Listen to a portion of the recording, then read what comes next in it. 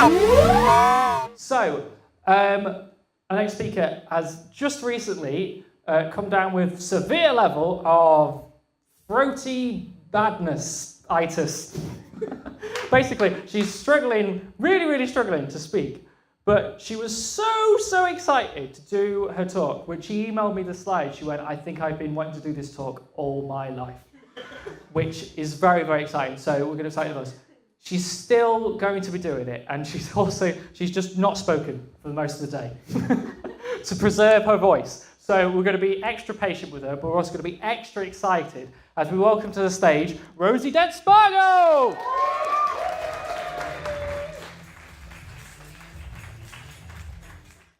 So, in case it wasn't immediately obvious, my twin passions in life are my mother and antiques. And this talk is going to be about how my mother passed down her love of antiques to me.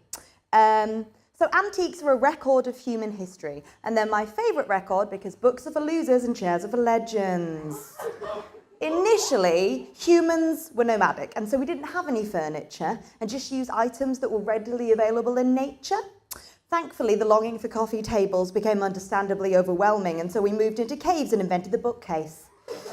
This is the world's oldest antique. It is a vulture bone flute that's over 42,000 years old. Furniture represents our social history because until the 1600s, only the master and mistress of the house were allowed to sit on chairs, and the plebs had to sit on like benches or stools or something. Can you imagine? I actually care about politics as much as I pretend to if I was denied a chaise longue.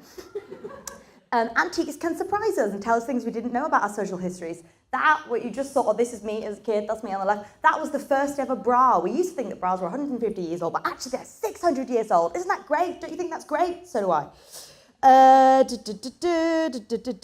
So antiques aren't always totally reliable window into the past though. Sometimes they can lie to us. If you've ever had a wander around the Royal Armouries, you might see one of those cool Victorian looking vampire hunter kits, which are actually an amalgamation of Victorian antiques and modern additions that weird people in the 20th century kind of mixed together and sold to weird tourists. So has a picture of a teacup come up yet? Shout if it has. Oh, well it will. I'm so ill, I'm so sorry. So basically, this teacup, thank you, is the thing that kind of started me off down this road. It's not actually old, but like when I picked it up for the first time, I felt this like white hot fear and terror and joy pulse through me, and I knew that Homewares would be my saviour and my curse. They are a cruel mistress like the ocean. So I started stockpiling antiques from a very young age because I never really hated myself as a teenager, so you had to have something to fill the time. And when I moved down to London for university, my mum assured me that I'd be spending my days doing what every young fresher dreams of, getting pissed and going around stately homes. But that's not exactly what happened, because apparently my collection of Victorian dolls was scary, and freshers don't care about National Trust properties. So after uni, I moved back home and got super depressed. So my mother, who's actually a psychotherapist, taught me to deal with my feelings the best way she knows how, by renovating furniture and going to car boot sales. This is about the point in time when I started collecting stuff that directly related to the lives of old dead people. I was at a point in my life where I wasn't feeling too hot about my own situation, so I decided to distract myself by diving into the lives of dead strangers. I like this stuff because it kind of makes me feel close to these people. And by looking at the things that they looked at and holding the things that they held, I feel like I'm close to them. So this around my neck right now is a piece of, and pictures will come up of it in a second, is a piece of Edwardian mourning jewellery that my friend got me for my last birthday. And behind the picture that you'll see coming up in a moment of a very debonair looking chap were two further pictures of different people, each getting older and older, and then behind that, hair, human hair. I was so excited, free hair. It was like a pass the parcel, but all the prizes inside are anonymous and sometimes biological family heirlooms of a stranger. Now, people have been making jewellery out of hair since the Middle Ages because hair is actually very durable and it doesn't break down for hundreds of years. But it wasn't until the Victorian times that shit got, and I've been informed that this is the correct museum term, fucked. The Victorians had a really interesting relationship to sex and death, and during this period they really got into wearing the hair of dead loved ones. I'm a massive fan of this because I feel like it really conveys the complicated and almost visceral nature of our relationship with death in the physical world, and it's also super gross. So I was drawn to, oh God, see, this is where the not syncing here doesn't work. So this is a collection of my own random stuff from my house that I just took pictures of. And you will see a picture of a very handsome young man here. Oh, it's synced. That looks like a sexy young John Cleese. And when I got him home and took him out the picture frame and looked at the back of the picture, I saw some writing. And the back of the picture had some information about this guy. And it said that actually he was a prisoner of war in a Japanese internment camp during the Second World War. And after the war, he came home and married his childhood sweetheart. Thank you, thank you.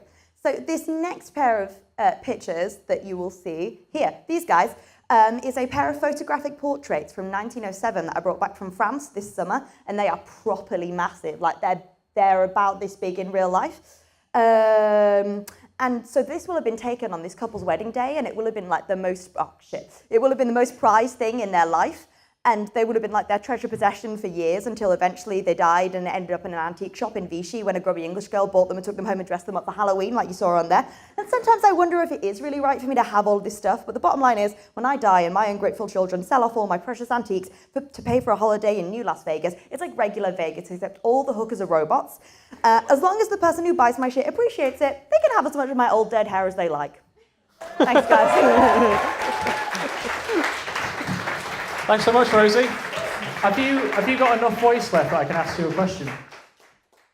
Just about.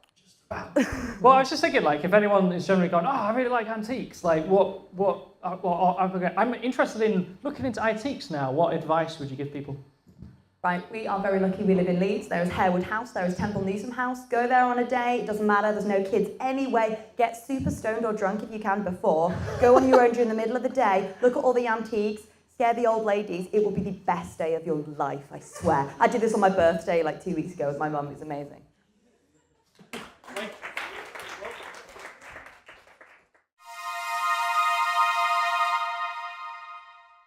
Thanks for watching.